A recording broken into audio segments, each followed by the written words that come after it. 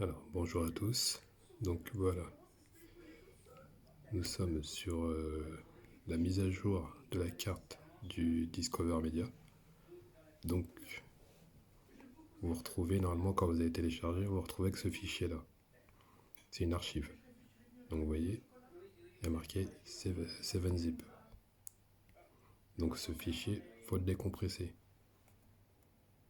Donc une fois décompressé, vous vous retrouvez avec ce dossier qui porte le même nom.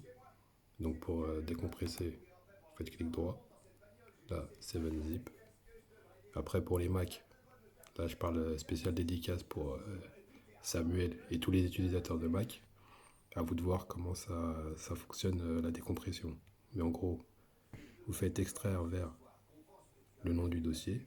Voilà. Donc ça vous donne ce dossier-là. Vous rentrez dedans et vous avez voilà, ce dossier et ce fichier. Donc ça, c'est un fichier qui vous donne les infos de la carte.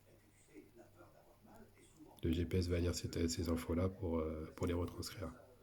Donc, une fois, comme je vous l'ai dit, que vous avez ce dossier et ce fichier,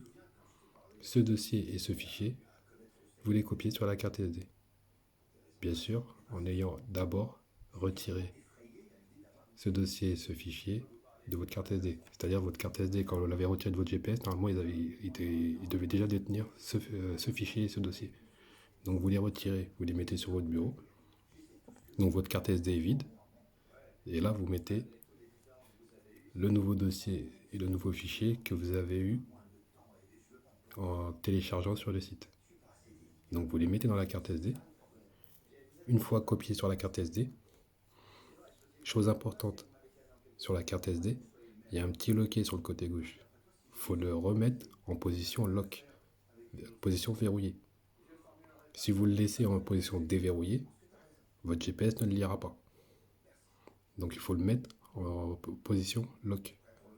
Donc vous mettez la carte en position lock, vous mettez dans votre GPS, et là, boum, normalement, il va charger la première installation, il va mettre un petit temps pour lire toutes les données. Et après, la carte sera mise à jour. Vous allez dans les paramètres et vous verrez que les infos de date de mise à jour vont changer grâce à ce fichier-là. Et la mise à jour est finie. C'est pas plus compliqué que ça.